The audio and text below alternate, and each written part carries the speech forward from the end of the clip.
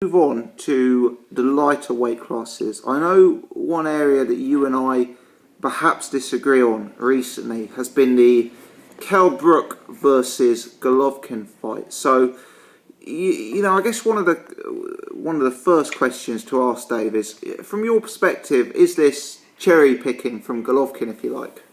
Oh, absolutely. And you know what? I was critical of the Canelo versus Khan pick, and I don't understand why so many people are rushing over here anyway to defend Golovkin now for doing the exact same thing. You know, they're saying this is like Sugar Ray Robinson or Sugar Ray Leonard going up in weight and Roberto Duran and all this. Like, you know, those guys went up in weight after they cleaned out their whole division. Kell Brook is one of those guys, like, you know, Deontay Wilder, that I'm critical of for not taking on top opposition. You know, he had one tough fight in his career, won the belt, and ever since then it's been one cherry pick after another, sort of. Yeah. So I can't really make the case for, you know, this is a guy that cleaned out his division and now he needs to go up to middleweight. No, I understand that. I think Kell has tried to get the big fights, and I think he's really failed to do that, mainly on grounds of location. You know, I think the welterweight division is a division that is really stacked in the States, and those guys haven't wanted to come over here, and Kell hasn't wanted to go over there. So I was actually really looking forward to the Brook versus Vargas fight that was supposed to be coming up, and I was actually also looking forward to Golovkin versus Eubank, who I think I would give him a better chance than most people against Golovkin. But and it's just sort of a disappointment all around. And the thing with boxing is that, you know, these guys are really only fighting once every 6-8 months when they get to this top level. So when you get one or two of these soft defenses or, one of these sort of mismatch kind of fights, you're really talking about a year or more in between, if you take a couple of soft defenses, like Wilder took those 3 soft defenses, well, that's been a year and a half since he fought Stavern. Yeah, the time gets behind you pretty quickly in boxing.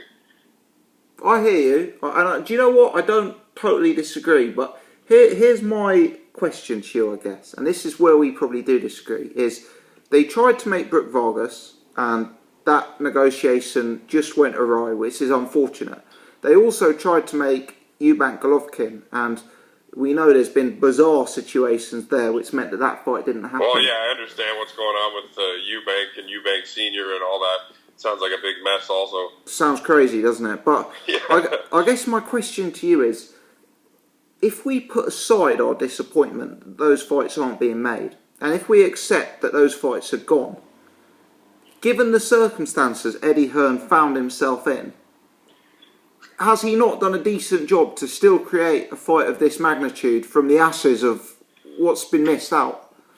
Yeah, I guess you can't really blame Hearn because he was between a rock and a hard place here. He was supposed to have the big Eubank fight, and then they obviously welched out on him, or essentially did so by making outrageous demands. Yeah.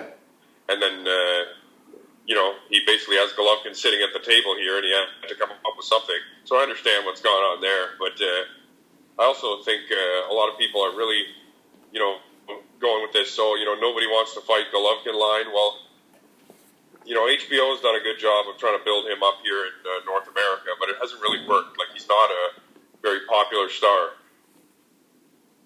So maybe it's time that they opened up their wallet and paid somebody to be an opponent in order to make him into that star.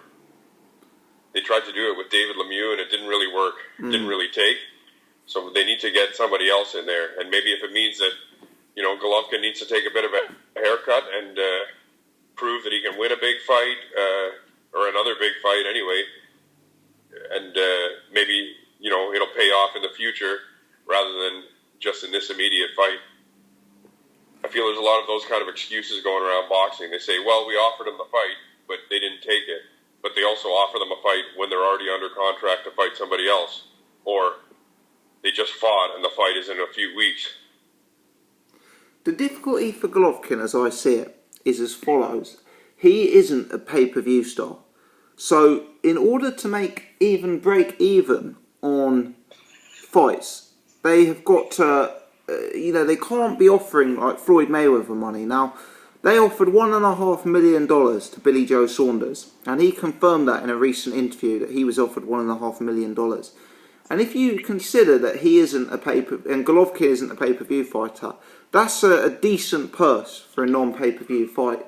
I know that they've also tried to make fights with Canelo, which, as we know, has gone around. How big would that fight be in England? Saunders versus Golovkin. It would be massive. It's not a fight on the same level as... No, I mean... But in England, what you've got in England is you've got it's two rival camps. So you've got Sky, which is Eddie Hearn, and Box Nation, which is Frank Warren. And only the very small, sort of hardcore boxing fans have Box Nation. So, to be honest, if you met the average bloke in a pub, they wouldn't have even heard of Billy Joe Saunders. I know that sounds strange, but it's actually true. I see. Yeah. So the Kell Brook fight, and I know you might not get this over there in the States, but this is a fight that is going to be like massive here, like mega, and it is going to, I believe, raise his profile. Kell Brook's a well-liked fighter there and popular. And it's going to be all over pay-per-view, all over the media. I think they've sold out the tickets in like 30 seconds or something stupid like that. They sold 20,000 tickets out, you know. It's... yeah, I had heard that too. Yeah, so... Well, I'm not surprised they sell the tickets, but the problem is that they have these fights and then, you know, they won't pay for... I've heard all these other opponents that Golovkin's had where, like Willie Monroe Jr. was paid $75,000 for that fight. And Golovkin made like $500,000 or something like that, or $750,000. Yeah. And there was a few situations like that where it was like almost embarrassingly low what they're paying, and it was clear what they were doing. I think now that, you know, boxing's not as popular as it was, so the money's drying up a little bit. And what happens is these stars, they want to come in, these guys that are the bigger stars, they're not really realizing that, you know, the money's not there like it was 20 years ago. So you can't come in and ask for $5-6 million for these smaller fights and stuff, whereas you might have years ago. And that's why they're not making any of these matchups, because they have to save money on opponents, because their stars still want to be paid big money.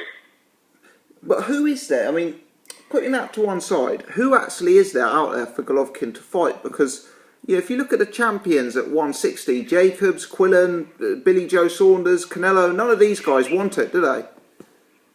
You're telling me that he couldn't pay a few $1 million for one of those guys to fight? Peter Quillen or somebody like that? Well, Peter Quillen said he's taken a year out. Landy Lara is a fight that everyone wants Golovkin to take, but when he was asked about it, he said, oh, Lara's not a big enough name. Same thing he was offered Canelo, when Canelo ducked Gilberto Ramirez, challenged Golovkin, and Golovkin said, you're not a big enough name. And he's a fairly small super middleweight, or a fairly... Gilberto Ramirez like a very bulky super middleweight. Would have been a good fight. I think Badu Jack would be a good fight between Golovkin. Yeah, see, I think it's unfair to ask Golovkin to step up. You know, Golovkin is not a big middleweight, and you know, Gilberto Ramirez, I think he's about 6'4", mate. I mean, if you stood the two of them next to each other, it would be like a huge gap in size. I think that... I do know super middleweights where they start to get a little bigger. Yeah. You know, I guess it's more closer to, or it's more like a light heavyweight. Yeah, but, there's an 8-pound gap as well. Time was if you were a fighter and, you know, you cleared out your division or nobody wanted any part of you and you were so dominant, you know, you should be going up to force the action, not, you know, taking bigger names from the lower weight divisions. Yeah. Yeah. The problem is they're going to get away with this stuff, Tom, and then, you know, the promotions are going to make a bunch of money, and then they're going to keep doing it again and again. It'll get worse. It'll get much worse. Yeah, I understand your point. I think the difficulty is, if you ask... my personal belief is that none of the top names at 160 wanted to fight at this point. And if you ask me, who would I rather see? Would I rather see Golovkin fight a lesser 160 guy like Willie Monroe or like Dominic Wade, or a big name fighter, albeit at a lower weight division? I'm the kind of guy, I like the big occasions, you know, and this Golovkin Brook fight is going to be a fight that is very exciting when it comes around, you know? Yeah, and Brook actually, I mean, if you had to go through the welterweight ranks and choose one that would give a better fight to Golovkin. He's probably one of them. So, I mean, it's not actually the worst matchup in the world. It's just it's sort of a wasted opportunity to have a good fight.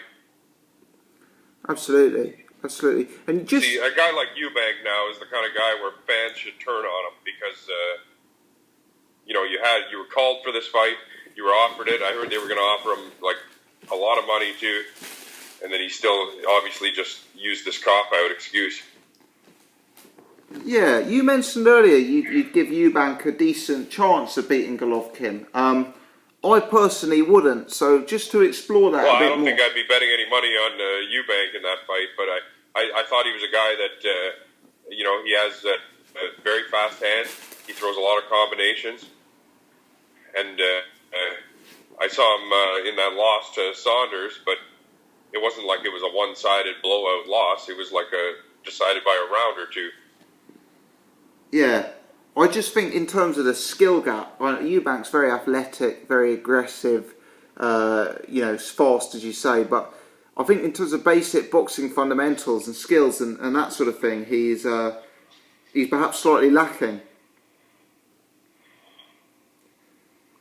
Well, I don't know. I think I thought he didn't look bad against Saunders there. I've seen a few of his other fights, but they seem to be against tomato can level opponents. So it's hard to tell from there. But if the guy's got good punches and he can move a little bit and he fights, he might be able to neutralize some of Golovkin's power because he fights well on the inside too. Mm. So if he's able to clinch and land effectively in the clinches and on the inside, Golovkin's more of a three-quarter range 1-2 kind of guy. Absolutely. And that's the way. If you get a big puncher in front of you, how do you neutralize him? You clinch him.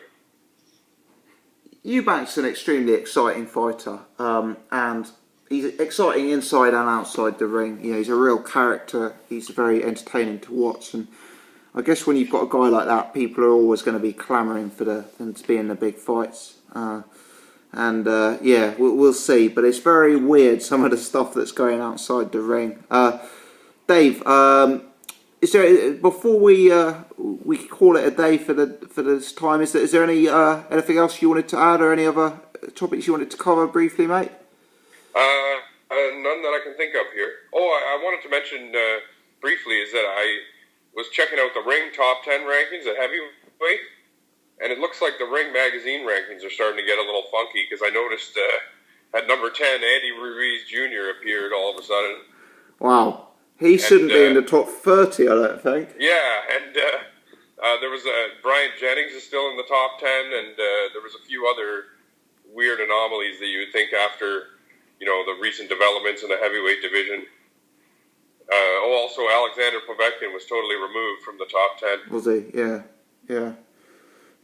It's interesting that. I'm going to have to go and check those out, actually. I wonder if, because now Golden Boy actually owns it, right? Oh, right, did they? And they look after Ruiz's career as well. So, did they? Yeah.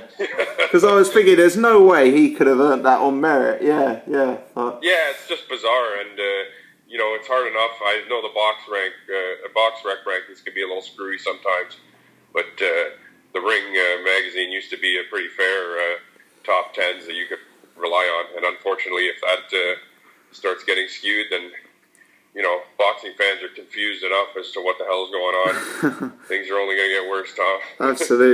Absolutely. No, I'm going to check that out, mate. Definitely. But listen, to everyone who's listened to our conversation tonight, and everyone who's enjoyed it or otherwise, leave your comments below. Let Dave and I know what you think of any of the points we've raised. Do hit the thumbs up button, and once again, as I say, check out Dave's channel, Dave Champion. Subscribe to him and listen to some of the stuff he's doing over there. But Dave, really good to speak to you, mate. I'm going to end the recording there if that's okay. All right, thanks a lot, Tom. Cheers, Dave.